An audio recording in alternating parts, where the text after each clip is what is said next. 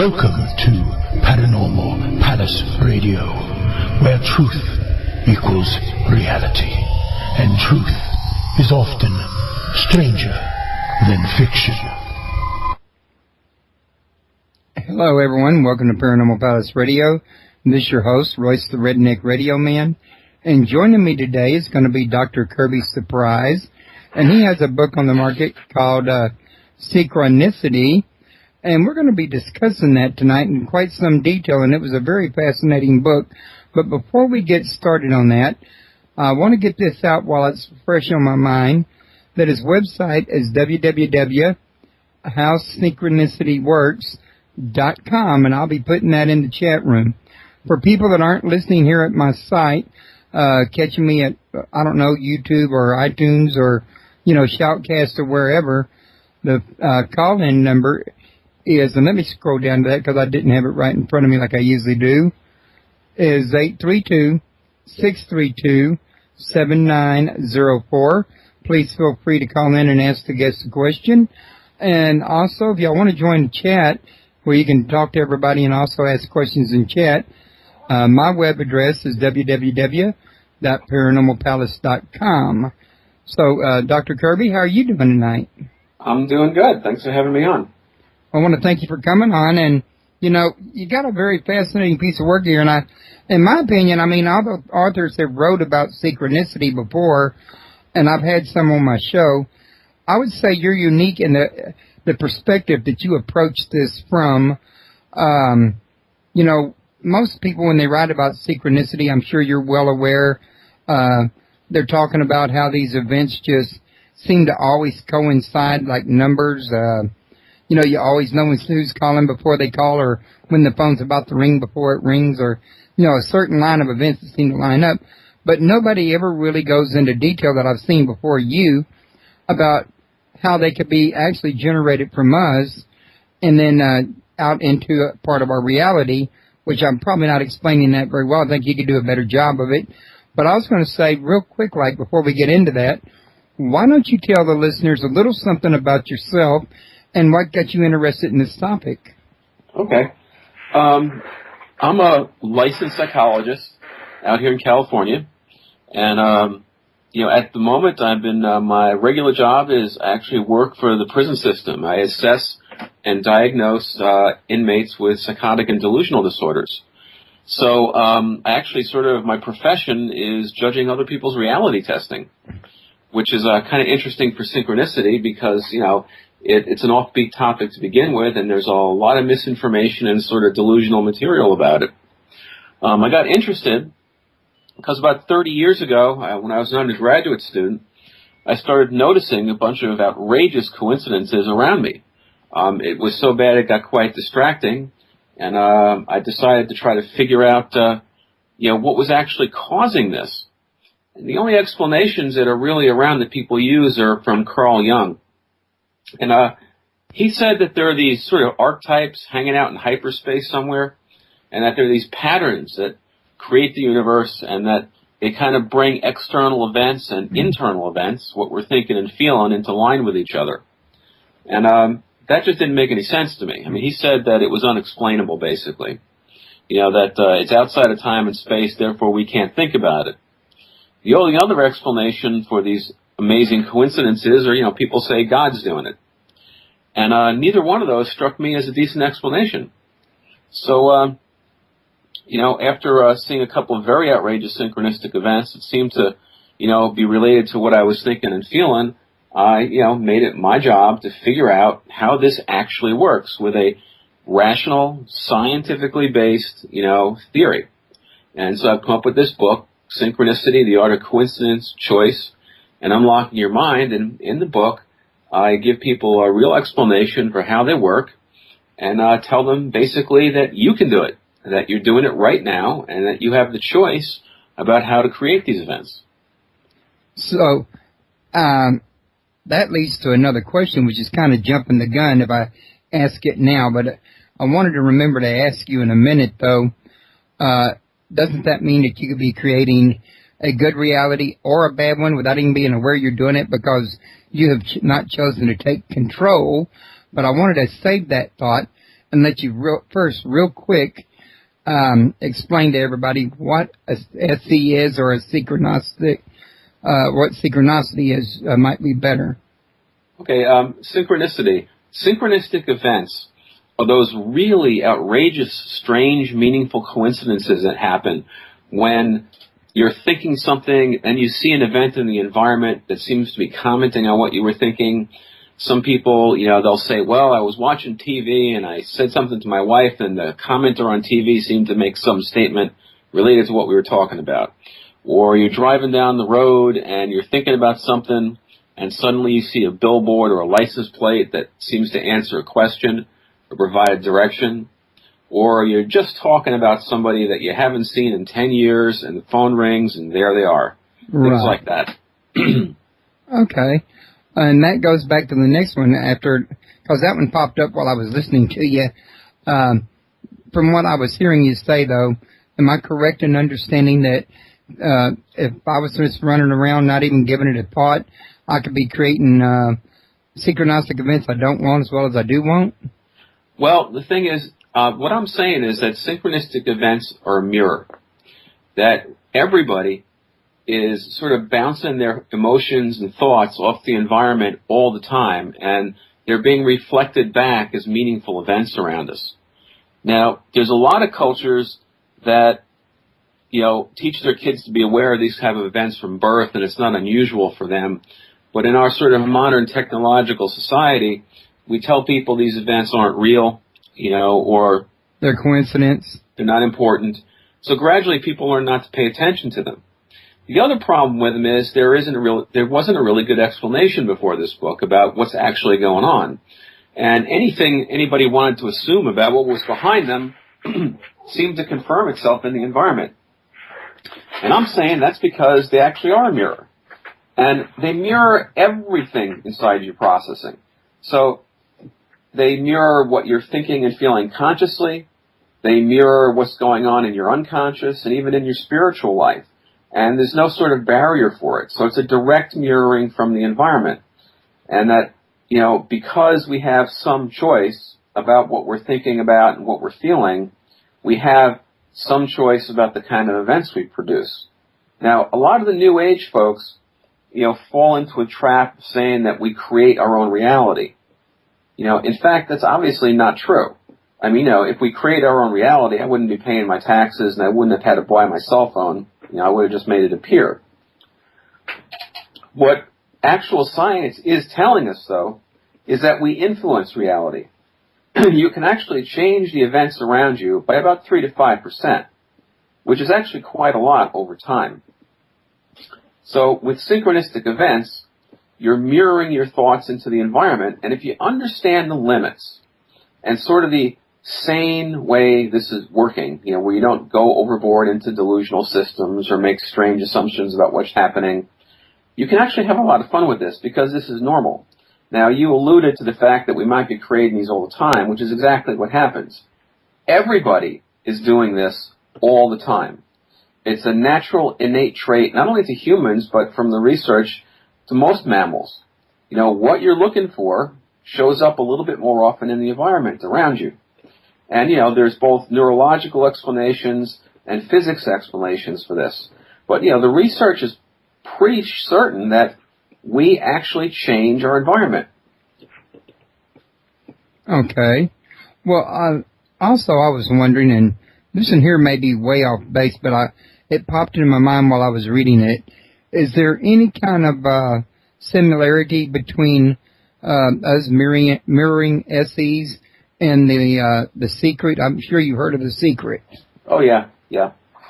Well, there's similarities in that, people tend to want to use whatever they can for an advantage in the environment. The Secret is sort of the fantasy version. The Secret is sort of notorious for not coming through for people because it overestimated the amount of influence we have. The sort of promise of the Secret is that, if you learn the law of attraction, you'll be able to attract money and fame and beautiful women or whatever else it is you want. Well, I'm saying this is sort of the reality of it is that we have about a 5% influence over what we run into and, what happens to us. And that that 5% can be very substantial over time, but, it's got to be applied properly. Now, in The Secret, they talk about a law of attraction. And I view the law of attraction like I view Jung's archetypes. I think it's a ridiculous notion. The universe doesn't do this. We do this. And it's not that we're attracting stuff to us like we're putting out a gravitational field, but we're choosing with our thoughts and emotions to change the world around us or our position in it a little bit. So, it's not the universe doing things for us. It's us doing things for ourselves. Okay. Well, getting back to this one now, because I set up some things after reading that I don't usually do that had caught my interest. Now, one of the things was in your book, you tell us not to believe everything we think. And I was wondering if you could tell the listeners why you wouldn't want to believe everything you think. I mean, it's common not to believe everything you hear, but if you can't trust what you think, what can you trust? Well, the thing is that, your brain is the universe's largest, most complicated supercomputer. I mean, the brain in your head is more powerful than all the computers on the planet combined. And its job is to match patterns and run simulations. And most of it's automatic. You never become really aware of it. But, its job is to pretend, to think about what might happen if and what's going to happen if I do this. And all of that is just thought. And your job is to choose, what you're going to act on and what you're going to believe. Would you mind if I told your listeners one of the stories in the book to give an illustration? Sure. So I had a client come to me, and my job was to assess and diagnose him. And his files told me that he was paranoid schizophrenic. Now, real schizophrenia has a symptom cluster to it, and when you're actually talking with a schizophrenic, you can kind of pick up various symptoms that are going on. This guy came in, and he didn't appear to be schizophrenic to me. It seemed that, he was a little depressed, but, he wasn't psychotic. So I started talking to him, and I said exactly that. I said, your diagnosis is that you're a paranoid schizophrenic, but you don't seem delusional, and, you're not hallucinating. And I asked him what was going on with him. And he said, oh, well, you wouldn't believe me. They never believed me. So I said, well, try me. And he told me this story about how, back in his 20s, he started noticing these amazing synchronistic events around him. TVs and radios would be talking directly to him, and people passing by would be commenting on what he was thinking, and billboards were answering his questions. And it was like every aspect of reality was communicating directly to him. And he said that, and I asked him, well, what's happening with that? And he said, well, it was God telling me that I have a special purpose in the world and trying to direct me towards it, and I've never been able to figure out what it is, and the whole thing has ruined my life. And, he told me this story about how, he started seeing this and talking to his friends and coworkers about it, and, pretty soon he lost his job because he sounded crazy. God's talking to me, through radios and TVs. And, his friends slowly drifted away, and he became more and more obsessed with it. And, I told him, look, I think what's actually going on with you is you're causing this. You're seeing your thoughts and feelings reflected in the environment. And what he had done was, after he saw a couple of synchronistic events, he asked a deadly question. He said, how is this possible? Now, the only explanation he had, in his mind was only God could do something like this. Now, these events are like a mirror. Now, maybe you've seen people who keep a pet bird in a cage. Occasionally, they put a mirror in the cage with the bird. Now, the mirror is there to keep the bird company, because the bird is generally not smart enough to understand that a reflection is not another bird. So the bird sees its own reflection, pecks at it, talks to it, argues with it, keeps him company. I told the guy, I think that's what you're doing. I think, you came up with the explanation, this must be God, and then that thought reflected off the environment in the form of, this is God talking to you, and, then he was off and running with that from there. And, he, of course, thought I was crazy. Human beings can't do things like that. So I said, look, go back to your room, and when you're watching TV looking for comments on your thoughts from God through the voice of the newscasters or whatever it is, Instead of listening for God talking to you, listen to Walt Disney or Bugs Bunny. And he came back the next week and he said, oh my God, I've been talking to myself for 30 years. Because when he expected the synchronistic events to respond differently, they responded exactly how he assumed they would. Which is what we're doing. We're looking in a mirror, and, whatever explanation we want to come up with gets mirrored back to us. So Carl Jung came up with the idea of archetypes. Suddenly, he saw synchronistic events that seemed to be reflections of archetypes. Now, one of the most famous stories that Jung tells is, as a psychotherapist, he had a woman who would drive him crazy in sessions. She was nothing but logic. Everything could be explained. And therapy requires having some emotion, some depth. Couldn't get past this ingrained logic this woman had. She wouldn't feel about anything. So she was telling him about a dream she had in which a scarabed beetle, was in the dream. And as he's listening to her, quite bored and wondering how he could possibly get her out of this logical loop she's in, there's a tapping at the window. So he gets up and he goes over to the window and opens it, and there's a big scarab beetle trying to get in the room. So he picks up the scarab and he goes, here's the scarab from your dream. And it blew the woman away. And, she couldn't find an explanation for that. And he said it was a breakthrough in the therapy. Now, his explanation of archetypes doesn't work with his own experiences.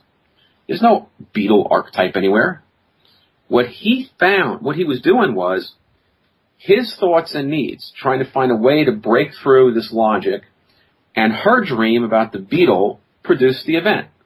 The individuals observing the events are the ones that create them. What the book is about is a logical explanation for how that's actually possible, and giving people the choice of being able to do this themselves. One of the things in this culture is if you don't look for these events, if you don't think they're important, your subconscious doesn't alert you to them. It says, that's not one of the things that the conscious mind wants to pay attention to, so it filters them out for you. Okay. And one of the other things I was going to ask you about, in your book you were talking about the psychological state and the external state mirroring each other, which we've been touching on that.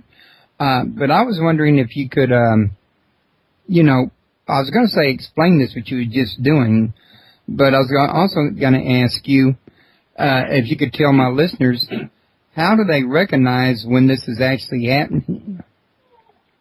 When it's actually happening? Yeah, how do they stop and say, wait a minute, I'm having what's in my subconscious mirrored in my conscious. Is there any, because you're just talking about people with it, their consciousness filters out as sees. Wouldn't they need some way to get them to filter in, I guess you might say I'm saying? Well, I'll tell you what, let me back up for a second and describe the situation that we're all in right now, okay? Now, most people listening to this, they think, they're sitting in a room and looking at the outside world.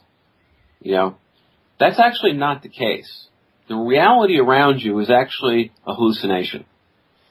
Now, here's the situation you're in. You are probably the greatest natural miracle that you could ever conceive of. We, as biological organisms, we're basically biological machines with the best computer technology imaginable on board. Now, you have billions of sensory neurons pointed out into the environment. Each one of them is a little computer. It produces digital signals. Nerves go on and off and on and off. Those billions of signals get transmitted to the brain, which is receiving trillions of bits of digital information every minute. And your brain takes this mass of data, because at this point it's actually just a data stream, and it interprets them and assembles the reality that you're experiencing right now.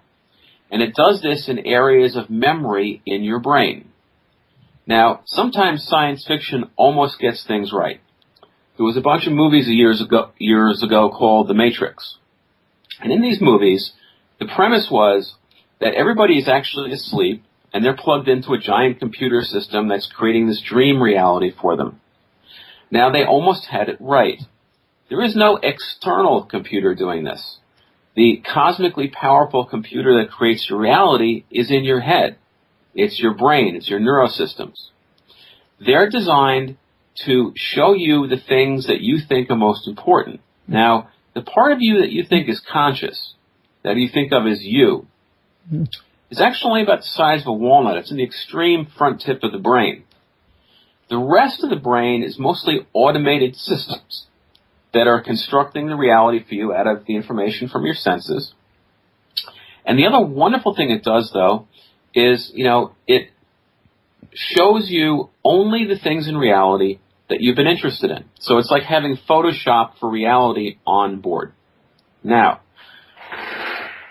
we evolved to have one special skill. We're pattern matchers.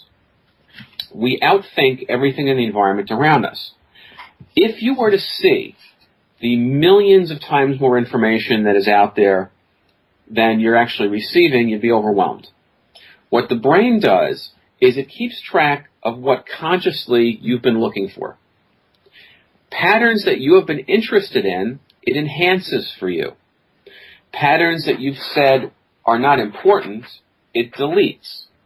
That's why sort of when you drive to work in the morning, you don't remember every car and every license plate on the road because it doesn't have any emotional importance, any valence for you. Things that are not tagged by the conscious mind as important never make it into memory. Never happens. So these automated systems in the brain are constantly being vigilant for the patterns that it thinks you're looking for. It deletes most of the stuff around you automatically and enhances and fills in patterns that it thinks you're looking for.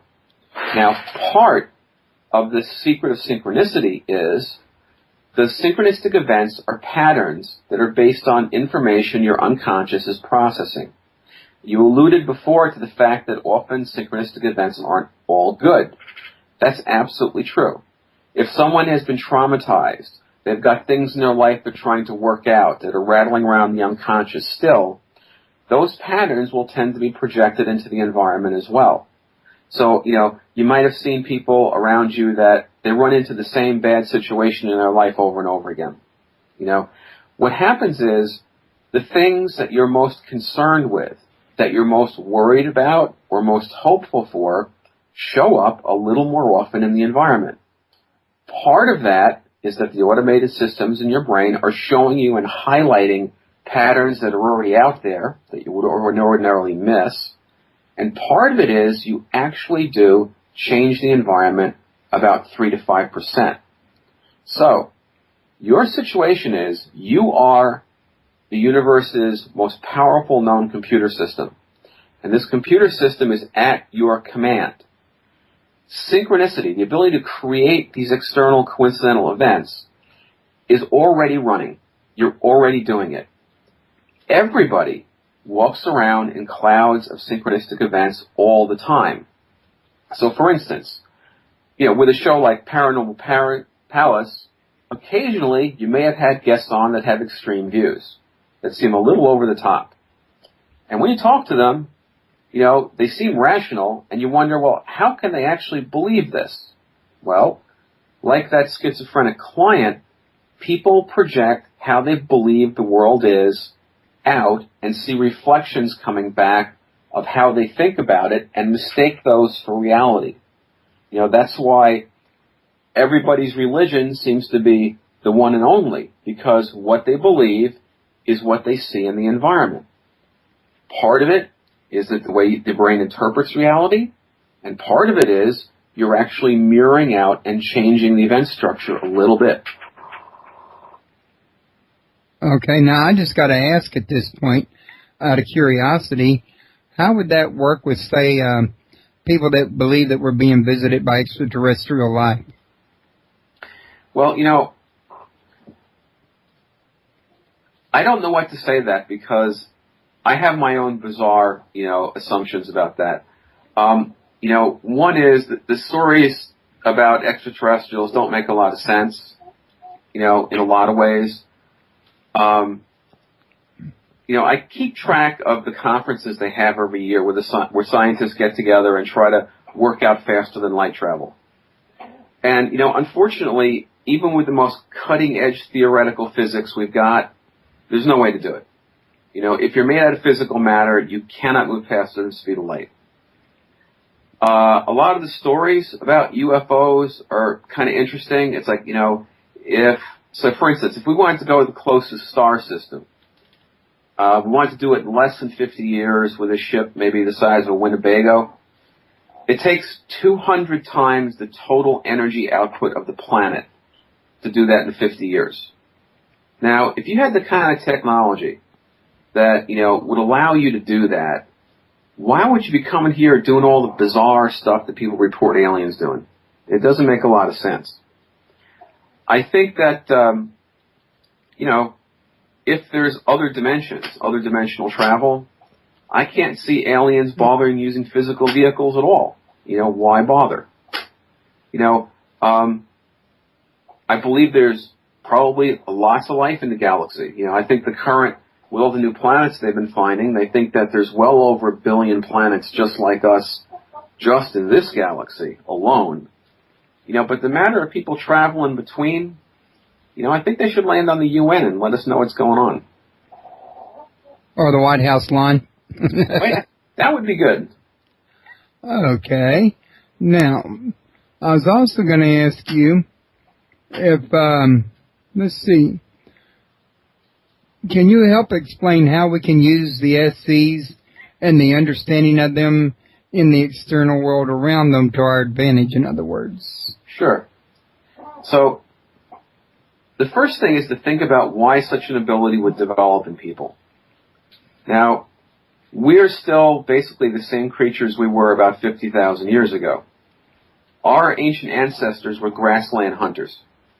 Our job was to stand out on the savannah and look at, miles and miles of oceanic waving grass with shadows and patterns passing across from the clouds and, all kinds of things going on. Huge amounts of information. And know that out there in the grass, there's antelopes and game, dinner, and there's also stuff that wants to eat us. And everything out there was evolved to hide. So our jobs was, first, see through the camouflage. That's what the automated systems of the brain do. They enhance patterns and delete what's not important.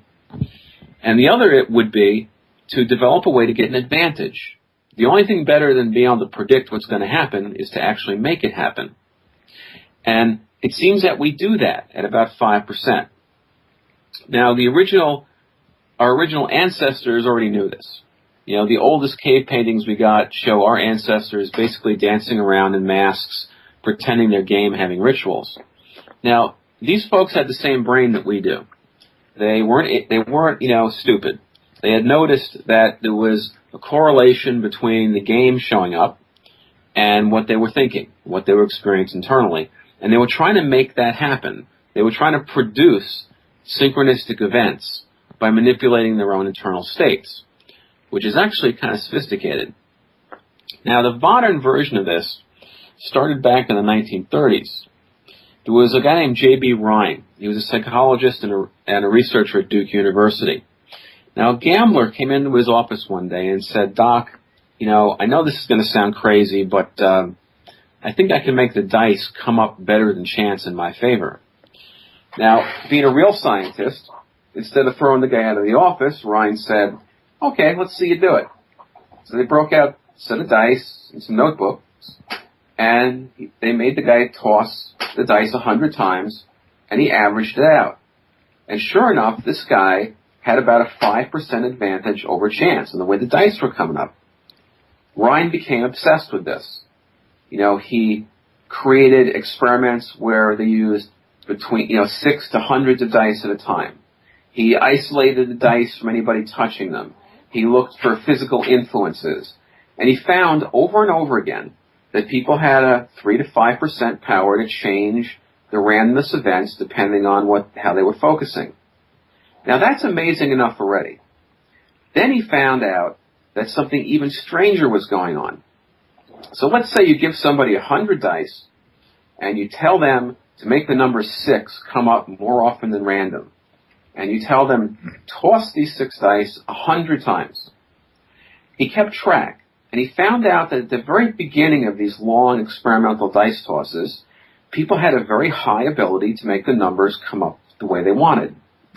About 20, 30 tosses in, though, that ability dropped down to normal, to random again, and a little bit further in, they actually found people were producing less events than they were aiming for. Towards the end of the experiment, the ability comes back. Towards the very, very end of the experiment, it's as high as it was in the beginning. And what he figured out was that it was reacting to the person's mood. At the beginning of the experiment, people were interested. It was exciting, it was new, it was fun. They were paying attention. Their ability to change the synchronistic events of the random dice tosses was high. About 20 tosses in, it got boring. Their attention started to wander. They really didn't want to do it anymore. They were looking at another 80 tosses. Their negative mood and their lack of attention depressed the number of non-random events they were aiming towards. So the bad mood made things happen less. Towards the end of the experiment, they started getting excited about seeing the results. It was going to be over. They paid more attention. The ability came back up again. He was demonstrating in a lab that people create synchronistic events based on their mood and what they're paying attention to. Now, he did some other experiments. We tried to figure out if there was a spiritual or moral component to this. So he took a bunch of preachers and a bunch of gamblers and faced them off against each other on these dice contests, and found out that the ability is the same, whether or not, you're a man of God or whether or not, you're a hoodlum. He also found that things like stimulants increased the ability, alcohol depressed it. He was looking at something that was dependent on the thought processes of the brain that was following people's mood and attention. What I'm saying is that people do this automatically. You can't turn making synchronistic events on or off. It's sort of a natural broadcasting system that's always going on. Right now, you are producing coincidental events in your environment all the time, depending on your mood and what you expect to happen. So the book is about giving people the choice about doing this. Now, the practical aspect of this, like our hunter, who would have 5% more antelope show up for him, is that in your life, you look for the patterns that you want to happen. You expect more of what you're looking for. And then you get a little edge. You get that 5% actual edge in the environment, and then you see more patterns of opportunity that you would have missed that were always there anyway. So the synchronistic events give you your edge, whether you're a hunter in the ancient world or whether or not you're job hunting or looking for anything in particular in the modern world. The other way to understand this is you're going to get whatever you focus on and whatever you expect, because that's the patterns that you're reflecting and the patterns that your brain is enhancing for you. So if you're trying to succeed in your life and you keep focusing on what's keeping me from getting this, well, it's a direct mirror reflection. What you get is synchronistic events that tell you why you don't have something or that confirm that you don't have something. So to use SC in the environment to get what you want, you, like a hunter, you go out and look for the patterns that you actually want. Not how to overcome barriers, not, how to change your life. You go out and actively seek what you really want. And the SC will reflect that back to you and give you a little bit of an edge in the environment. Okay. Now, moving right along, this next one, I think you really already answered it. I was going to ask you to explain what kind of events around us understanding SEs helps us to change, but I think you was pretty well covering that in that last one.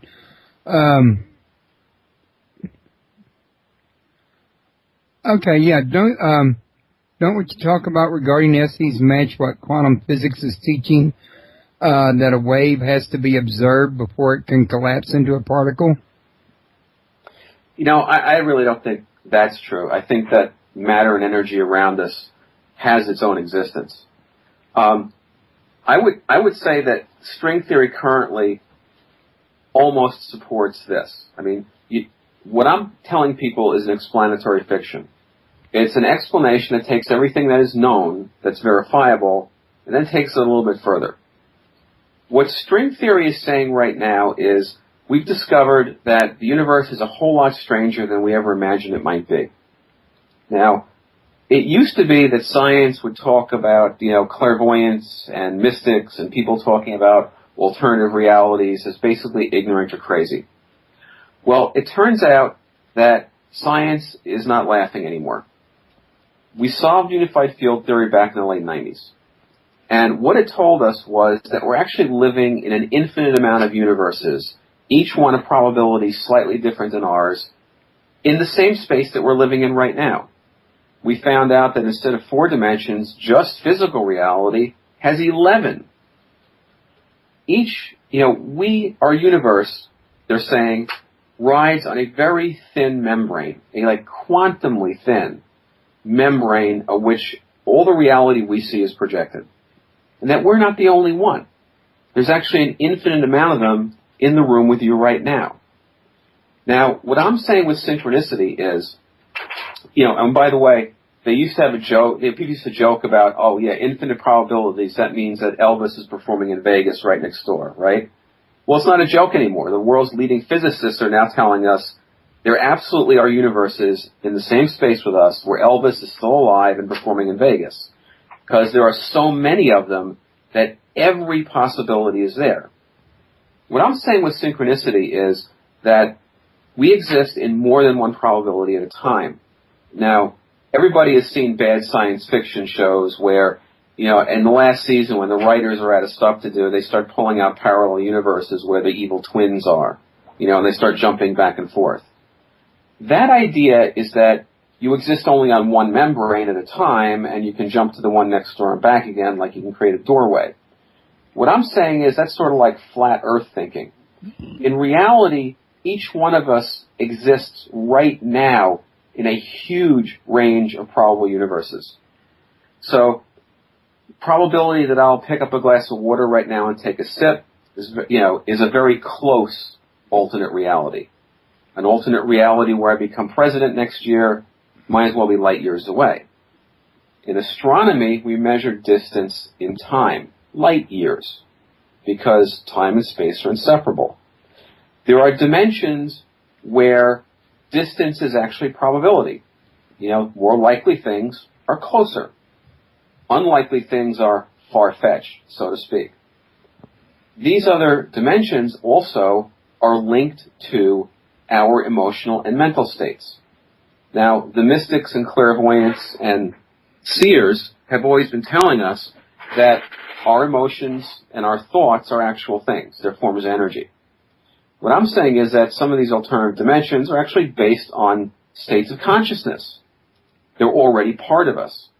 And that our thoughts and our emotions guide us to these probabilities. Now, this ability is not huge. You cannot, no matter how hard you concentrate or wish, turn lead into gold or have someone drive up with $1 million check and say you won the lottery. Winning the lottery is 1,000,000 to 1 chance. Your rate of influence is about 5%. What happens with these amazing synchronistic events is your thoughts and emotions guide you through probability to probabilities where the environment happens to reflect what you're thinking and feeling. It's like a navigational system. If you're aware of this, because you have choice about what you think about and what your emotions are, you can use your internal states to guide you through probability to states that are closer to actually what you want in your life.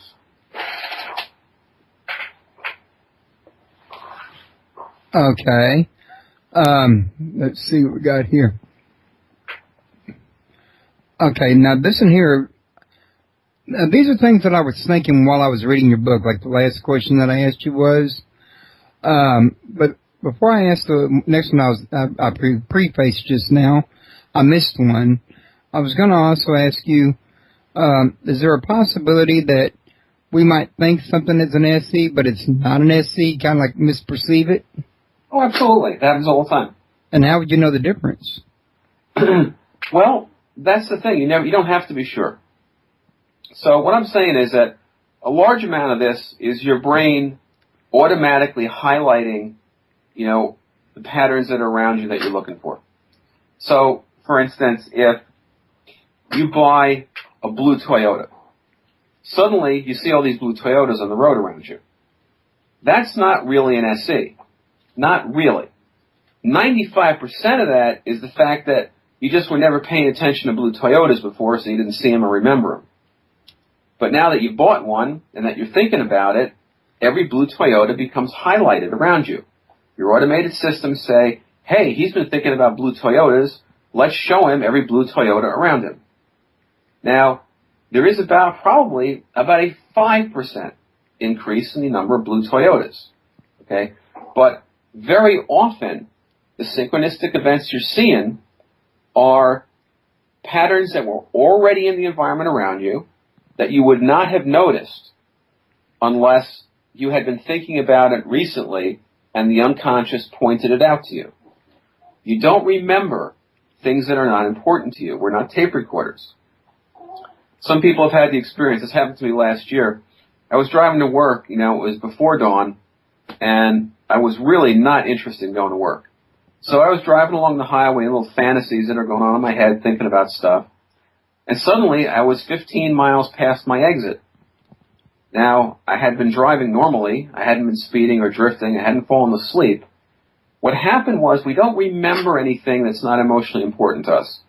If you want to remember something, it's got to have emotional valence, a little bit of a charge to it. So I was so disinterested in driving that I hadn't formed any memories of driving. And when I suddenly noticed I was in another environment I didn't want to be in, it became important. So synchronistic events can work the same way. The patterns that show up can always have been there. It's just that unless they were important to you, you would never have seen them. All right. And the next one I was going to ask you may sound a little odd to you, but while I was reading that, one of the things that came to my mind was actually a Bible verse by the Apostle Paul when he was saying, now faith is the substance of things hoped for and the evidence of things not seen. Do you think he probably could have been describing SEs from a religious perspective? Oh, I wouldn't presume, to say what he was thinking about. I will tell you, though, that people project complete belief systems and mythologies out into the environment. A lot of people that are talking to God are talking to reflections of themselves. A lot of people that see the world in a particular way based on whatever scripture that they believe in, they're believing what they're thinking. They're looking for it, and it shows up, and they think that's confirmation of the way reality works, and then it's like, okay, that's what I believe. And then they shut the whole process down, and they go with it. Okay, that is true. I was also wanting to ask you, what are the dangers of misunderstanding an SE? Well, there's no dangers in misunderstanding at all. SE are just information. They're just patterns in the environment. They're not dangerous. If you pay attention to them, they happen more often.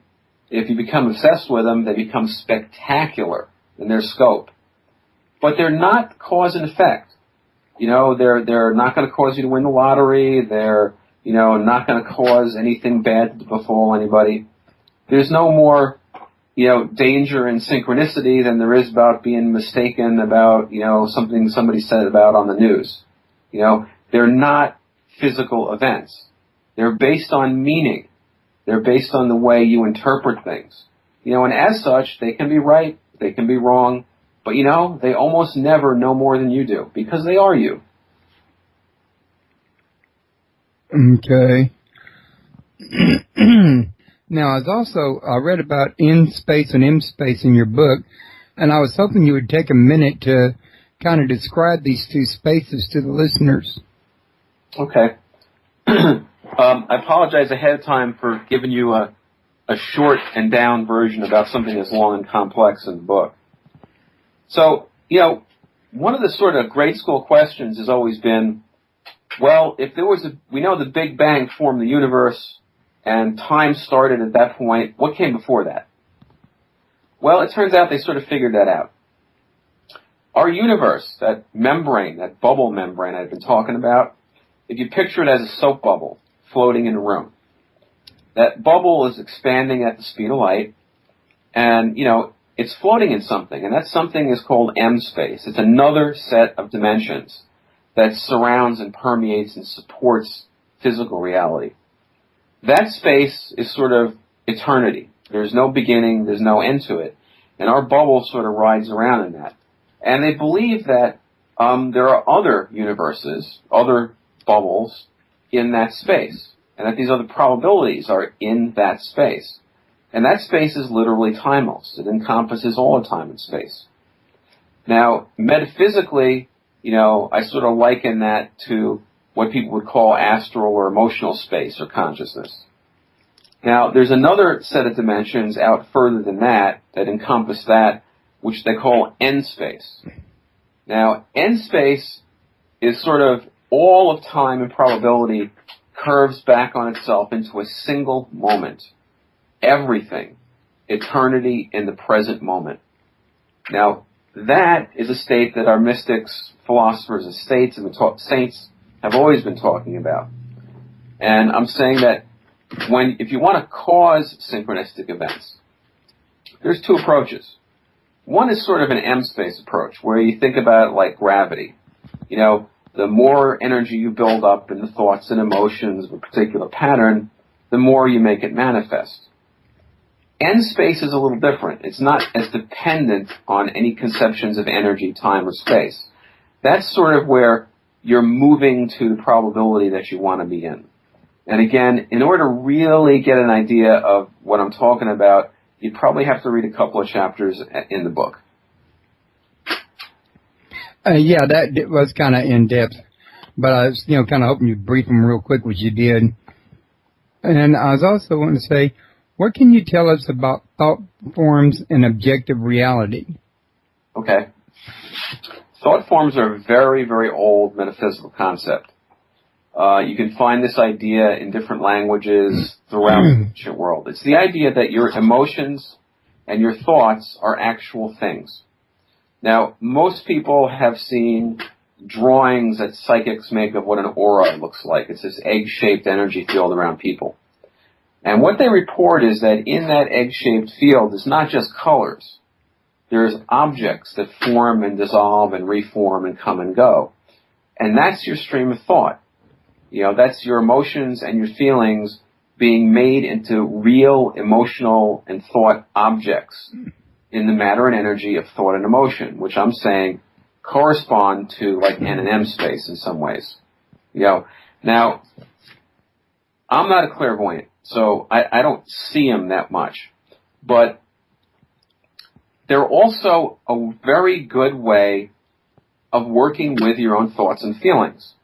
So, one of the things about, well, I want to change the way I think about something and the way I feel is, well, how do you get a handle on what you're thinking and feeling?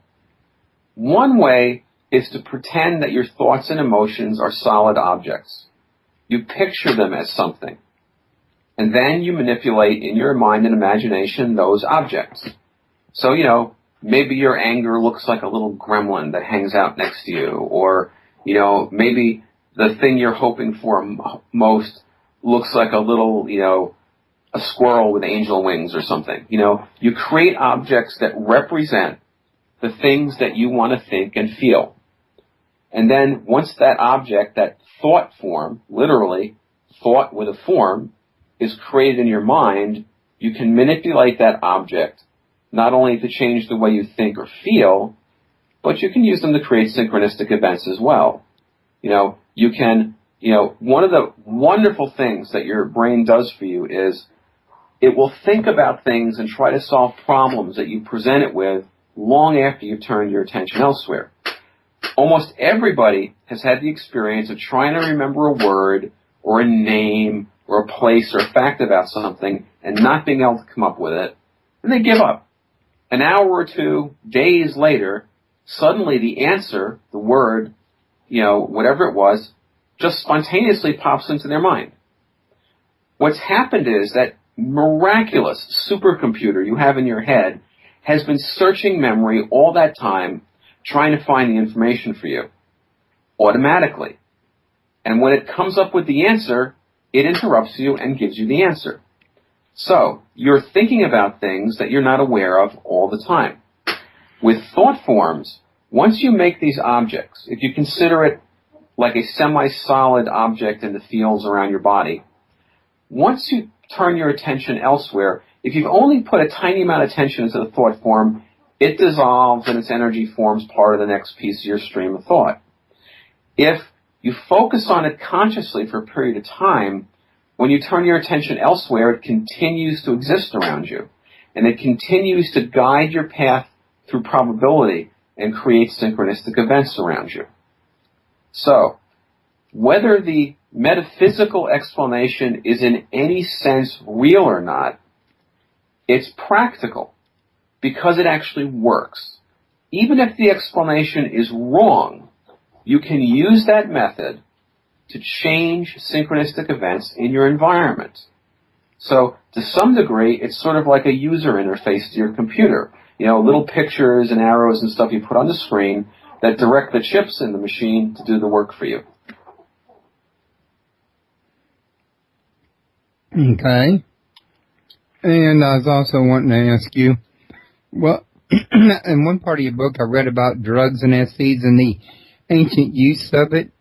I was wondering if it's possible to know if you're having a real SE during the use of these drugs or if you're just hallucinating because of the drugs. Well, it's a legitimate and serious question because, not me personally, of course, but I've known lots of people that have been tripping and they come up with some pretty wild ideas that seem really great at the time, and when they come down, it's not that interesting. It's just kind of bizarre. If you disturb your brain's chemistry, everything that we are is based on our neurological processes. There's no part of us or our experience, that cannot be disrupted if you disturb brain chemistry. So, for instance, most hallucinogens operate by changing and modulating neurotransmitters. They tune areas of activity of the brain up or down, generally up. The problem is, some parts of the brain depend more on dopamine, some depend more on serotonin, or other combinations. So, for instance, if someone takes LSD, what they're doing is they're jacking up the serotonin use in the brain so that only some areas of the brain are accelerated. And what that means is it's like taking your computer and making only some of the chips run super fast. The whole thing gets out of sync. So that's why people see walls melting and colors are not supposed to be and have weird thoughts, because the brain is no longer evenly communicating the different parts of itself. When that happens, you can't be sure what's going on. Creating SE doesn't require drugs of any kind. You're already doing it. Everybody listening to this right now is already influencing their environment. You don't have to learn how to do it. It's not a special talent. You don't have to get loaded in order to produce them. Now, when people are intoxicated, they often report seeing more of them. Some of them are mistakes in processing, and some of them are synchronistic events. The thing is, if someone is tripping on some drug, they expect reality to be bizarre. They're doing it because they like non-normal reality experiences. And in that context, they're more likely to accept strange things like synchronistic events occurring around them and not be upset by them. Okay. And I'm getting down to the end of the list of the questions that I made while I was reading this. And usually I don't make a list of questions for my shows. I usually do it by year. But yours was a very unique book, and it just brought, these types of questions out, while I was reading it and made me think about it. Tell us about heralding SEs.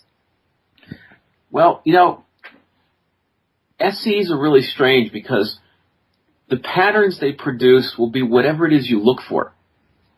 And they can produce the illusion of telepathy or clairvoyance.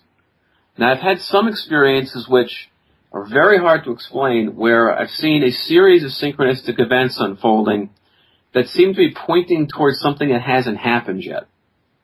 And when the event happens, and for me it's usually, one of the examples I give in the book is I started seeing a bunch of disturbing synchronistic events that says something bad was coming. And I kept, being preoccupied and worried about all these little coincidences that said, look out, basically. And then I had this, tremendous fight with my wife. And all these issues came up, and it worked out, and it was resolved. And after the fact, I realized that all the issues we were fighting about and getting really emotional about were what caused the events that happened before the actual argument. So it can look as if you exist in more than one spot in time, which in fact is one of the points of synchronistic events. You exist on a lot of different dimensions at once, not just the physical. Part of you is not limited to physical time and space. And it's, and since synchronistic events are based on meaningfulness between events, not on manipulating physical events, there's no reason why events in the future can't be influencing the present, or events in the past can't be influencing the future. The tricky, slippery slope in this, though, is if you look for this kind of phenomenon, the pattern of what you're looking for shows up in the events around you. So you can basically be creating a self-fulfilling prophecy where the meaning you're looking for becomes mirrored in the events. So, you got to be real careful about what you ask for. Yeah, I used to have a joke I used to tell my kids about: be careful what you ask for you might actually get it. Absolutely. But, also, you talk about being in multiple different dimensions at one time. You also reminded me of another joke I used to always tell my kids, I think kind of goes along with that, and that is I would tell my kids I'd bet them that I could prove to them I was in at least a minimum of 10 places right where I was at, speaking to them at that moment right in front of them. But, of course, they'd take the bait. And I'd tell them, well, okay, number one, I'm in the universe. Number two, I'm in the galaxy in this universe. Number three, I'm in the solar system. Well, as you can imagine, I brought it back down to the planet and the, United States and the city and, right down to the chair I was in even. But, I think it kind of, is similar to what you're talking about in a different perspective. Yeah, in some ways. I mean, if I say that, we are multidimensional beings and that we exist in some ways outside of time and space, I mean, it sounds like, initially pretty flaky and pretty weird. But then if you look at what science is telling us, I mean, we always only think there were 4 dimensions, 3 of space and 1 of time. Normal physical reality has 11 dimensions. You're in 11 dimensions right now already. And standard physics is now telling us there is, different kinds of time. That, the moment to moment linear time we're thinking that is the only thing that's there isn't the only thing that's there. So, I've come to a place where, I don't absolutely believe much anything. What I do is I think some things are more probable than others, and I try to go with things that are more highly probable. Yeah, that's kind of like I am on that. Now, also, tell us how we create the rules in SEs. The rules? Yeah. Okay. This is sort of like everything we do is underlined by basic laws of physics. Okay? The laws of physics we don't change. Okay? But we do create the ballparks that, we play our games in. So with SC, the most basic rule is it's a mirror. You're looking at what you're thinking. Now, the fun part is you're looking at not only what you're thinking consciously, but you're also looking at what you believe, what you think unconsciously. So the only real rule is, that it's a reflection. That, it's nothing to be upset about, and that it's always going to reflect what you're concerned with. After that, you can pretty much tell any story you want. I mean, I've played chess with synchronistic events, projected mythologies. You can play Lord of the Rings, Star Wars, anything you want. The environment will theme itself around what you choose to look for. So, the only rule is don't forget that you created this to begin with. Would you mind if I gave people one of the exercises in the book? Sure, go for it. Okay. So the book has a chapter with 7 really good exercises in it to show you how to create these events, and one of them is called the inside joke. Now, Shakespeare said all the world is a stage, and everybody on the stage is merely a player. So in the inside joke, you look out into your environment, and you pretend that it's actually true. That this is, a holodeck or part of a matrix computer, whatever you want to call it, but you're an actor on a stage. The entire physical reality around you is a creation. It's your stage. It's your theater. Now, most of the actors on stage are so engrossed in what they're doing, they forgot they're acting. They literally don't know that they're not the part they're playing. In reality, the entire theater is set up so that you and the other actors can play out the various dramas and interests in your lives. Now, you've just woken up on stage in the room you're sitting right now and realized that this is a stage, this is all a big set, and behind the stage, behind all the props, there's a stage crew. You have people in the theater that are keeping the special effects running in the background, that are arranging events and chance meetings, and all the things that you're going to run into are choreographed. Normally you don't see the stage crew, but they're a fun bunch of people that are interested in helping you and helping you get along with whatever production you're doing. So the first part of this little game is you simply pretend that you're on stage, all of the world is your stage, and you look out at the events around you, and you look for a synchronistic event that is your stage crew saying hello. It could be anything. The license plate in the car in front of you could say hi, or somebody on the radio or the broadcast could be seeming to be talking to you real time in the present moment, something like that. Now, if you expect this to happen and look for it, it does. And the fun part of this for me is I give this exercise out to people, and within a few weeks, some portion of those people get back to me and go, wow, this is really amazing. I never realized that, angels ran the universe and were to help me, or that, UFOs have technology arranging the universe, or they're all excited about something. And I go, no, dude, wait a minute. You remember when we set this up? You created this. You made the assumptions. And they go, oh, because people get lost in the mythologies they create. So, synchronistic events will behave towards you as if they're intelligent. Like you can have conversations with them, because this is you. This is your unconscious. That 90% of the brain that you're not aware of, those automated systems, they're alive. It's you. It thinks. It reacts. It's trying to communicate with you. One of the amazing things is, people that pay attention to their dreams learn to use their dreams as a way of talking to their unconscious. The more you pay attention to dreams, the more they show up. The unconscious says, wow, the conscious mind is interested in communicating. Okay, let's give them some more dreams, more information, some more messages. Synchronistic events are exactly the same way. They're like dreams that are occurring in your environment. Your unconscious is showing you the things that it thinks you're concerned with. And you can start requesting different patterns.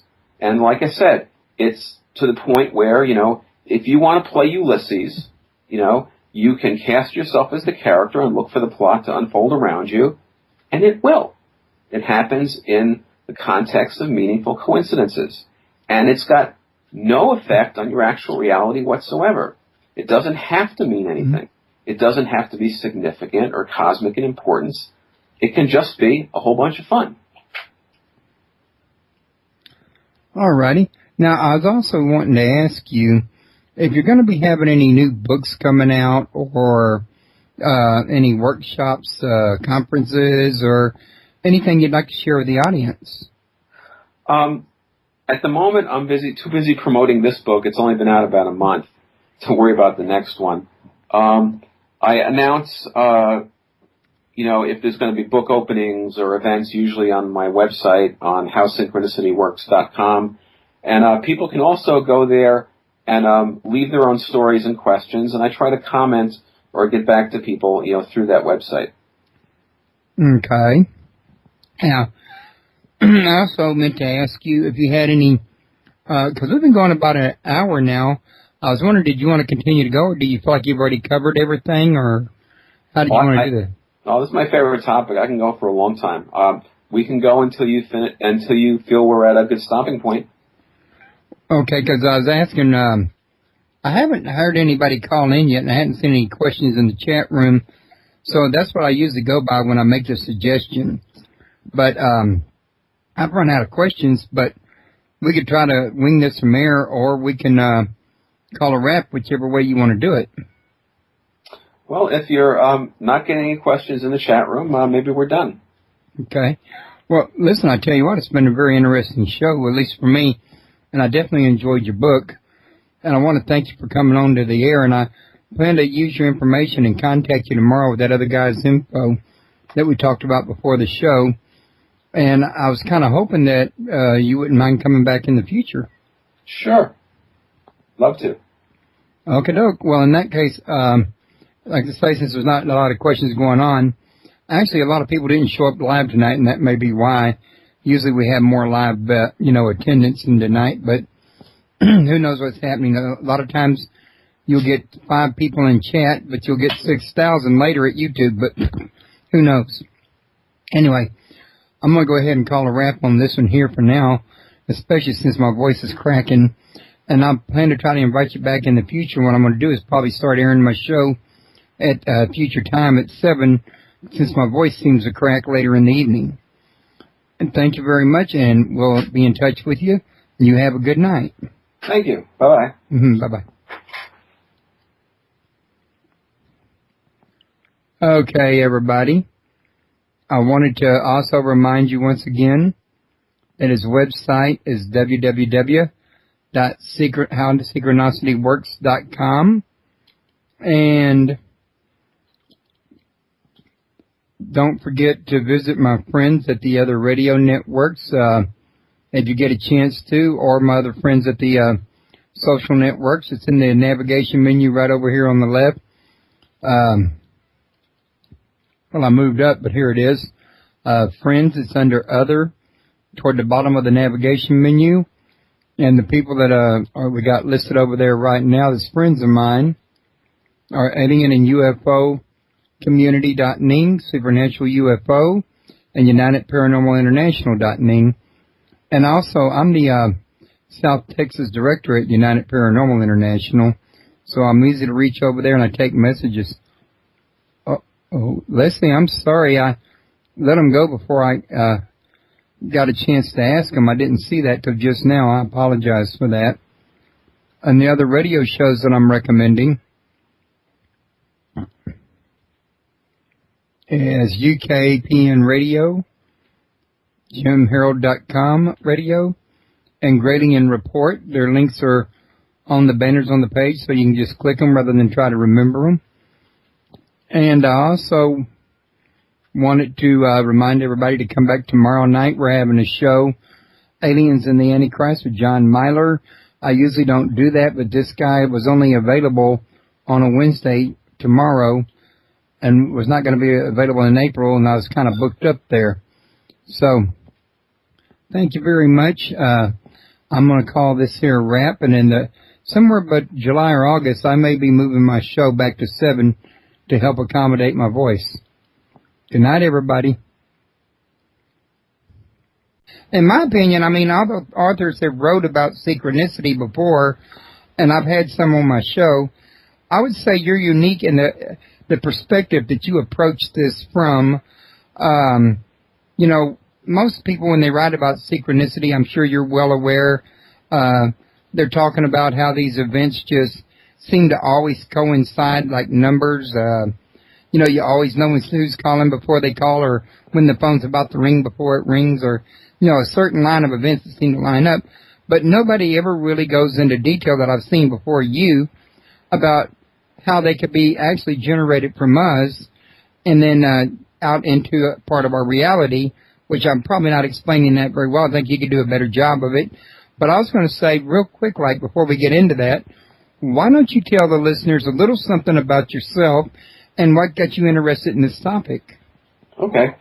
I'm a licensed psychologist out here in California, and at the moment, I've been my regular job is actually work for the prison system. I assess and diagnose inmates with psychotic and delusional disorders.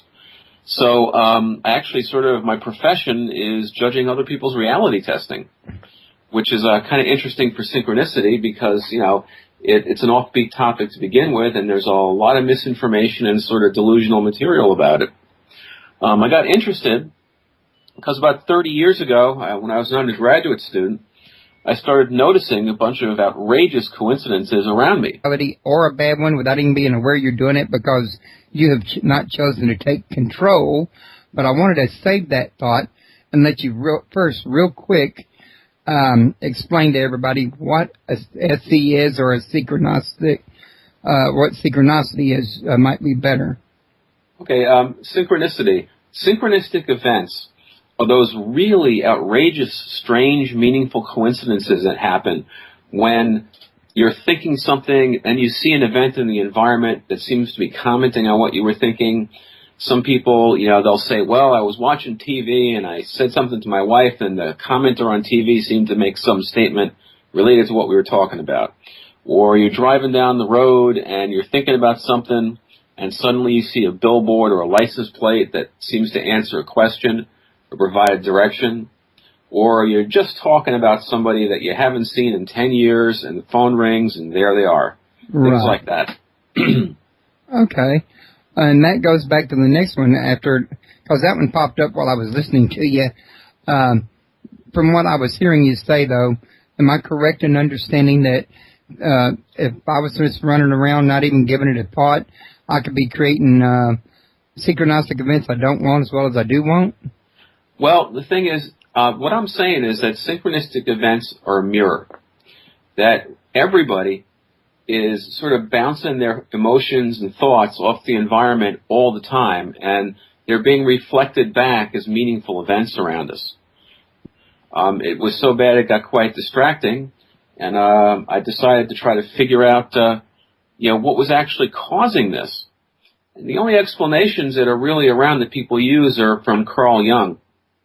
And he said that there are these sort of archetypes hanging out in hyperspace somewhere, and that there are these patterns that create the universe and that they kind of bring external events and internal events, what we're thinking and feeling, into line with each other.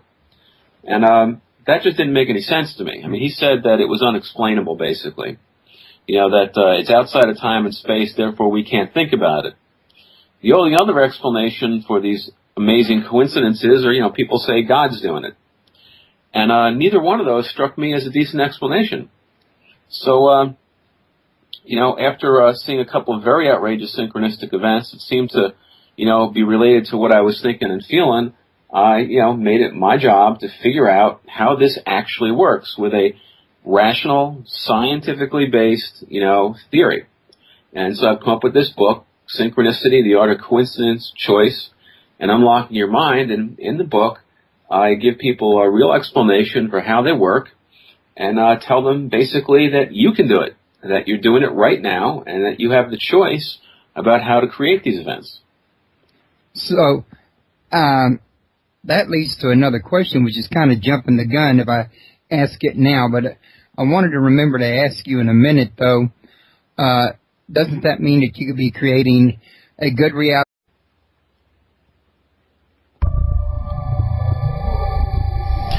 Welcome to Paranormal Palace Radio, where truth equals reality, and truth is often stranger than fiction.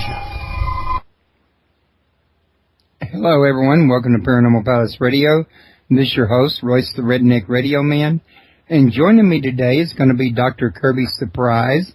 And he has a book on the market called Synchronicity. And we're going to be discussing that tonight in quite some detail. And it was a very fascinating book. But before we get started on that, I want to get this out while it's fresh on my mind. That his website is www.howsynchronicityworks.com. And I'll be putting that in the chat room.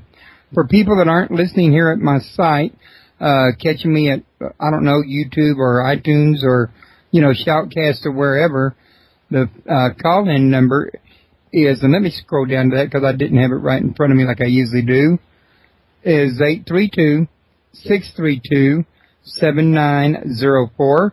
Please feel free to call in and ask the guest a question.